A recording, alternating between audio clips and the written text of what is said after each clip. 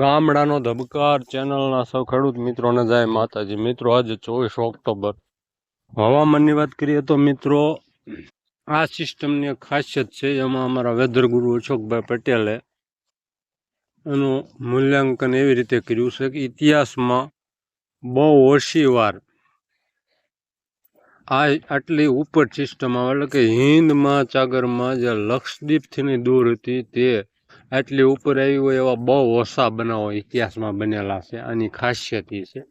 હવે પહેલાં અત્યારે આઈએમડીનું બુલેટિન જોઈ લઈએ અને તફાવત શું છે મોડલોમાં એની વાત કરીએ તો દક્ષિણ પૂર્વ આઈએમડીનું બુલેટિન જોઈએ. દક્ષિણ પૂર્વ અરબી સમુદ્ર પરનું ડિપ્રેશન છેલ્લા 6 કલાક દરમિયાન 25 કિલોમીટર પ્રતિ કલાકની ઝડપે ઉત્તર પૂર્વ તરફ આગળ વધ્યું અને આજે 24 ઓક્ટોબર 2025ના રોજ ભારતીય સમય મુજબ સવારે 5:30 કલાકે પૂર્વ મધ્ય અને નજીકના દક્ષિણ પૂર્વ અરબી સમુદ્ર પર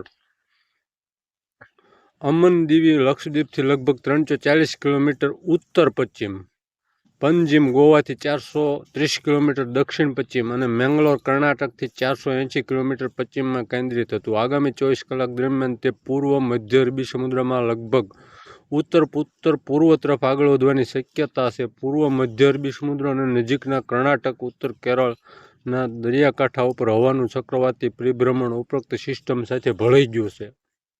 દક્ષિણ પૂર્વ બંગાળની ખાડી અને નજીકના દક્ષિણ અંદમાન સમુદ્ર ઉપરનું હવાનું ચક્રવાતી પરિભ્રમણ સરેરાશ સમુદ્ર સપાટીથી 5.8 કિલોમીટર સુધી વિસ્તરેલું છે અને તેના પ્રભાવ હેઠળ આજે 24 ઓક્ટોબર 2025ના રોજ 5:30 વાગે દક્ષિણ પૂર્વ બંગાળની ખાડી ઉપર એક લો પ્રેશર વિસ્તાર રચાયો છે. તે પશ્ચિમ ઉત્તર પશ્ચિમ તરફ આગળ વધવાની અને આગામી 24 કલાક દરમિયાન વધુ મજબૂત થવાની સંભાવના છે. એક વિડીયો ઉપર છે. હવે મિત્રો, આઈએમડી અને યુરોપિયન મોડલમાં શું ફરક છે એની વાત કરીએ તો મિત્રો, આઈએમડીએ આજે એટલે કે 24 ઓક્ટોબરથી 25 અને 26 આ 3 દિવસ સૌરાષ્ટ્રમાં ગાજવીજ સાથેનો વરસાદ કહી દીધો છે આજથી જ. એટલે સૌરાષ્ટ્રની દરિયાઈ પટ્ટીમાં 25-26માં ભારે વરસાદ કહ્યો છે અને આજથી ગાજવીજ વાળો વરસાદ. અને એના મોડલો શું કહે છે તો દરિયાઈ પટ્ટી અને દક્ષિણ ગુજરાત અને લાગુ મધ્ય ગુજરાતમાં અમુક સીમિત વિસ્તારોમાં ભારે વરસાદ એટલે કે 4 ઇંચ સુધીનો વરસાદ પડી શકે. બાકી જે દરિયાઈ પટ્ટી છે સૌરાષ્ટ્રની એની ઉપર હળવો અને મધ્યમ વરસાદ બતાવ્યો છે. બહુ ખાસ એવો વરસાદ બતાવતું નથી. પણ જે યુરોપિયન મોડલ છે મિત્રો, તે પૂરા ગુજરાત રાજ્યને કવર કરે છે. હળવા મધ્યમ અને ક્યાંક સીમિત વિસ્તારોમાં ભારે વરસાદ પણ.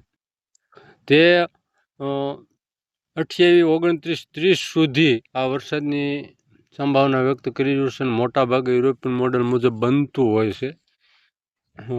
તે કંસનો પાકિસ્તાન સરહદ નજીકના ભાગ અને ઉત્તર ગુજરાતનો અમુક ભાગ સુધી જ નથી પહોંચતો વરસાદની. બાકી બધે ઓલ ગુજરાત રાજ્યમાં વરસાદી વાતાવરણ થાય ને બધે વરસાદ વરસે એવું બતાવી રહ્યું છે. પણ છૂટો છવાયો વરસાદ હોય આઈએમડી એટલું હજી સહમત નથી. એટલે મોડલમાં મોટો ફરક છે. શું વધારે અપડેટ આજે થાય છે તે જોઈશું. હજી આજે જે કાંઈ આઈએમડીના અપડેટો આવી એમાં પણ દરિયાઈ પટ્ટી સૌરાષ્ટ્રની એમાં ભારે વરસાદ અને દક્ષિણ ગુજરાતને લાગુ મધ્ય ગુજરાત બાકીના વિસ્તારોમાં હળવો વરસાદ બતાવે છે. પણ મોટા ભાગે યુરોપિયન મોડલ મુજબ બનતું હોય છે. એટલે સાવચેતી રાખવી. અને જે કાંઈ અમારા વેધર એનાલિસ્ટ અશોકભાઈ પટેલનું મંતવ્ય છે એ મુજબ સિસ્ટમ આટલી ઇતિહાસમાં બહુ ઓછી વાર બન્યું છે કે આટલી હિન્દ મહાસાગરથી અરબી સમુદ્રમાં થઈ અને આટલી ઉપર આવી હોય. જોકે બની ત્યાં બંગાળની ખાડીમાં નથી ક્રોસ કરીને અરબી સમુદ્રમાં આવી, જ્યાં હિન્દ મહાસાગર અને અરબ સાગર મળે ત્યાંથી આટલી ઉપર આવી હોય એવો બહુ ઓછો બનાવ બન્યો છે. ચેનલને સબસ્ક્રાઈબ કરજો, વિડીયોને લાઇક કરજો અને શેર કરજો. જય માતાજી.